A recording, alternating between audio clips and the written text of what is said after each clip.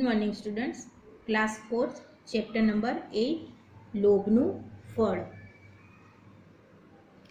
એક ગામમાં એક ખેડૂત રહેતો હતો. તેની પાસે નાનકડું ખેતર હતું. एक गांव था, उसमें एक किसान रहता था और उसके पास एक छोटा सा खेत था. તેનાથી તે પોતાનું ભરણ પોષણ કરતો હતો. उसी से वो अपना गुजारा चला रहा था. एक દિવસ તે ખેતરની બાજુમાં આવેલા વૃક્ષની નીચે આરામ કરી રહ્યો હતો. एक दिन वो खेत में आए हुए एक पेड़ के नीचे आराम कर रहा था. ત્યારે તેણે જોયું કે ખેતરમાં એક જગ્યાએ એક સાપ બેઠેલો હતો. तब उसने क्या देखा कि एक जगह पे खेत में एक सांप बैठा हुआ था.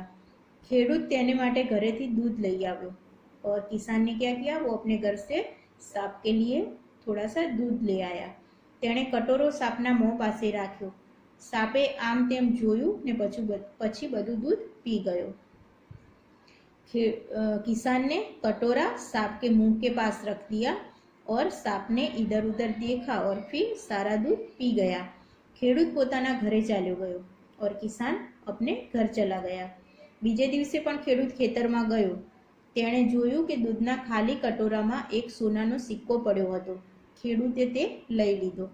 दूसरे दिन जब किसान खेत में गया तो उसने देखा कि दूध का कटोरा खाली था और उसमें एक सोने का सिक्का पड़ा हुआ था. किसान ने वह ले लिया.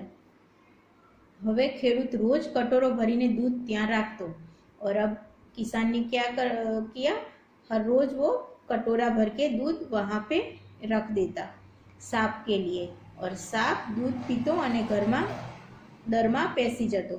सांप दूध पीता और अपने दर में बिल में घुस जाता. दररोज नियमित रीते ખેડૂતને સોનાનો સિક્કો મળતો और नियमित तरीके से किसान को रोज एक सोने का सिक्का मिलने लगा. एक दिवस ખેડૂતે તેના પુત્રને કહ્યું, તું દૂધનો કટોરો સાપના દર પાસે મૂકી આવજે, આજે મારે બહાર ગામ જવાનું છે.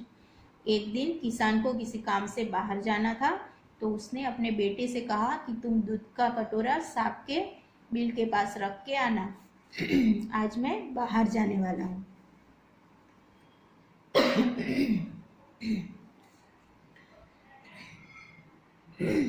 ખેડૂતનો પુત્ર दूधનો કટોરો सांपना दर पासे મૂકી આવ્યો और किसान का बेटा एक दूध का कटोरा सांप के बिल के पास छोड़ के आ गया. બીજે દિવસે ખેડૂતનો પુત્ર ખેતરમાં ગયો. તેણે જોયું કે કટોરામાં તો સોનાનો સિક્કો હતો और दूसरे दिन वह किसान का बेटा खेत में गया और उसने देखा कि कटोरे में सोने का सिक्का था. तेणे आम तेम फेरवीने सोनानो सिक्को तपास्यो और उसने वह सोने का सिक्का ऐसे देखने लगा. तेणे विचार्યું સાપના દરમાં કોઈ ખજાનો હશે, ત્યારે જ તો તે રોજ સોનાનો સિક્કો આપતો હશે ને. और उसने क्या सोचा कि ज़रूर सांप के बिल में कोई सोने का खजाना होगा, तभी तो वो हर रोज एक सोने का सिक्का देता है. लावने હું સાપને મારી નાખूं અને एक साथे જ બધા सिक्का લઈ લઉં. और उसको ख्याल आया कि अगर मैं सांप को मार देता हूँ तो एक साथ मुझे सारे सिक्के मिल जाएंगे.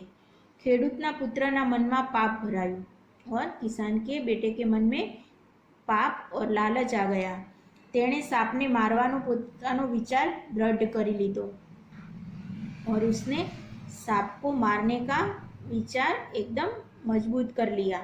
બીજે દિવસે સાપ दूध पीवा આવ્યો तो ખેડૂતના પુત્રે લાકડીથી તેને મારવાની कोशिश करी, परंतु सांप बची गयो. और जब दूसरे दिन सांप दूध पीने के लिए आया तो किसान के बेटे ने लकड़ी से उसे मारने की कोशिश की, लेकिन सांप बच गया. तेणे ખેડૂતના પુત્રને ડંખ માર્યો और सांप ने किसान के बेटे को डस लिया. पुत्र मृत्यु पाम्यो और वह लड़का मर गया. ખેડૂત घरे આવ્યો ત્યારે તેણે પુત્રના મરણના સમાચાર સાંભળ્યા. किसान जब घर पे वापस आया तब उसने अपने बेटे की मौत के समाचार सुने. तेणे मनोमन विचार्યું, મારા પુત્રનો જ વાંક છે. જો તેણે લાલચ ના કરી હોત તો આજે આવી દશા થઈ ના હોત. और किसान ने अपने मन में सोचा कि मेरे बेटे का ही गुनाह है। अगर उसने अपने मन में ऐसी लालच ना लाई होती तो आज ये सब नहीं होता। બીજે દિવસે ખેડૂત દૂધ લઈને સાપના દર પાસે ગયો। તેણે સાપને दूध પીવાની વિનંતી કરી और दूसरे दिन किसान दूध लेके सांप के बिल के पास गया और सांप को दूध पीने के लिए बहुत नम्र विनंती की। સાપે કહ્યું, આજે તો હું તારું લાવેલું દૂધ પી લઉં છું, પરંતુ કાલથી તું અહીં આવીશ નહીં। આમ કહી સાપ બહાર આવ્યો। તેણે દૂધ પીધું અને કટોરામાં એક સોનાનો સિક્કો નાખી દીધો, પછી પાછો દરમાં જતો રહ્યો। सांप ने किसान से कहा कि आज तो मैं तेरा लाया हुआ दूध पी लेता हूँ, लेकिन कल से तू यहाँ आना मत। ऐसा कह के सांप अपने बिल से बाहर आया और उसने दूध पिया और कटोरे में एक सोने का सिक्का डाल के वापस अपने बिल में चला गया। ખેડૂતે સિક્કો લીધો અને दुखी हृदय घरे जतो रह्यो। वो किसान ने वो सिक्का लिया और एकदम दुखी हृदय से वो घर वापस चला गया। ત્યાર પછી ક્યારેય તે સાપને दूध પીવડાવવાની हिम्मत કરી सक्यो नहीं। उसके बाद कभी किसान की हिम्मत नहीं हुई वह सांप को दूध पिलाने की। बाळको, लालचનું ફળ બહુ જ ખરાબ આવે છે। लालच જ આપણને નુકસાન પહોંચાડે છે। तो आपने देखा बच्चों कि लालच का फल बहुत बुरा होता है।